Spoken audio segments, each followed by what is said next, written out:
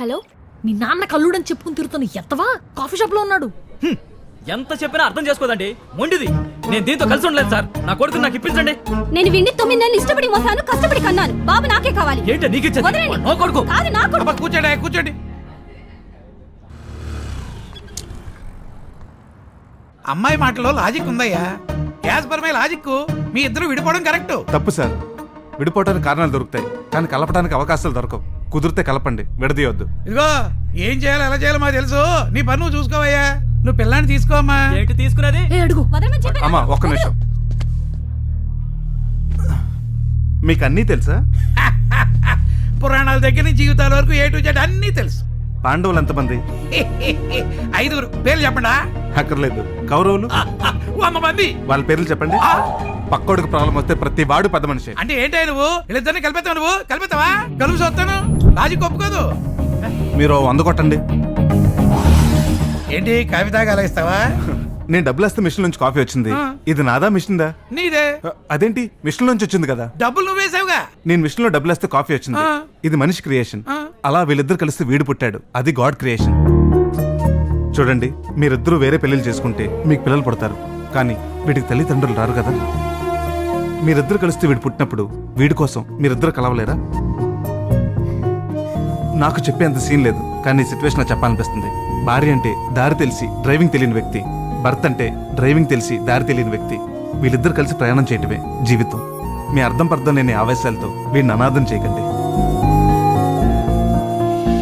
బాబు, నిన్ను కన్న తల్లిదండ్రులు చాలా అదృష్టవంతులు. వాళ్ళు లేరు కాబట్టి ఆ విలువేంటో నాకు తెలుసు.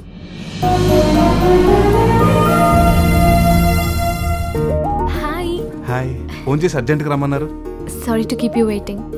నిన్న మీరు ఆ ఫ్యామిలీని కలిపిన పద్ధతి, మీ తెలివితేటలు నాకు చాలా నచ్చాయి. సార్ నమస్తే. కమిషనర్ గారితో నా ప్రమోషన్ గురించి చెప్తానులేండి. అల్లుడు బంగారం. మీరు వెళ్ళండి. వస్తాను సార్. మీరు పొగడండి. కమిషనర్ మీ మావయ్య? కమిషనర్ కూతురు అడ్డం పెట్టి అడ్వాంటేజ్ తీసుకుందాం. అవునండి, వాళ్ళ అమ్మాయిని పెళ్లి చేసుకోమని ఒకటే నష్టపడుతున్నాడు. మరి చేసుకోవచ్చుగా. చేసుకోలేనండి. దేనికి? ఆ అమ్మాయికి మీలాంటి అందమైన కళ్ళు లేవు. ఓ. ఆ అమ్మాయికి మీలాంటి అందమైన నవ్వు లేదు. మ్మ్. ఆ అమ్మాయికి మీలాంటి అందమైన పెదాలు లేవు. ఆహా.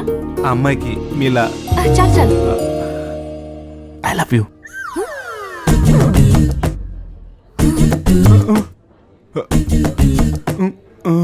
ప్లీజ్ నా లవ్ని కాదనుకో. ఏయ్, please leave my hand. Priya నువ్వే నా లైఫ్. లైఫ్ లో నాతో మాట్లాడుకు. వి జస్ట్ ఫ్రెండ్స్ అంతే. ప్రియా ప్లీజ్.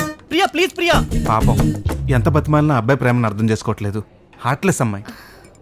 ఆ అమ్మాయి హార్ట్లెస్ కాదు, ఆ అబ్బాయి బ్రెయిన్లెస్. ఎలా ప్రపోజ్ చేయాలో కూడా తెలీదు.